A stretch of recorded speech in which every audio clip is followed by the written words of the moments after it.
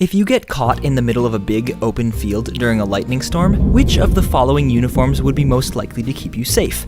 A thick wetsuit, a Superman costume, a medieval coat of armor, or your birthday suit?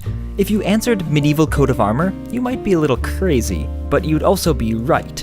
You'd be crazy, of course, because lightning is much more likely to strike metal than rubber, fabric, or bare skin. The reason is that lightning bolts are just long streams of fast-flowing electrons looking for the easiest path from point A to point B, and no everyday material provides an easier path than metal.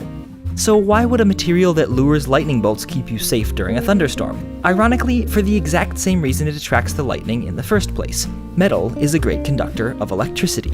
Electrons glide so easily over metals that they barely penetrate into the surface.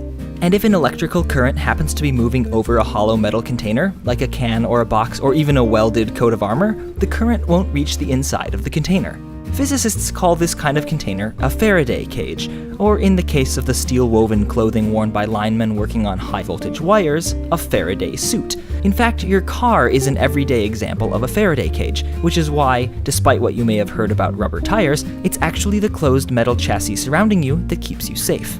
It channels lightning around rather than through you. Of course, if you're away from your car and get caught in an open field during a storm, chances are slim that you'll have a medieval coat of armor or high-voltage line suit handy. In that case, whether you're naked or in costume, your body unfortunately happens to be a better electrical conductor than both air and soil, so it provides a great shortcut for traveling current.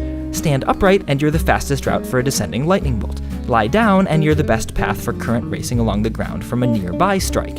So the best thing to do is crouch low and keep your feet close together. Crouching low is obvious, but similarly important, when your feet are right next to each other, your legs don't make for much of a shortcut for the current to get from A to B.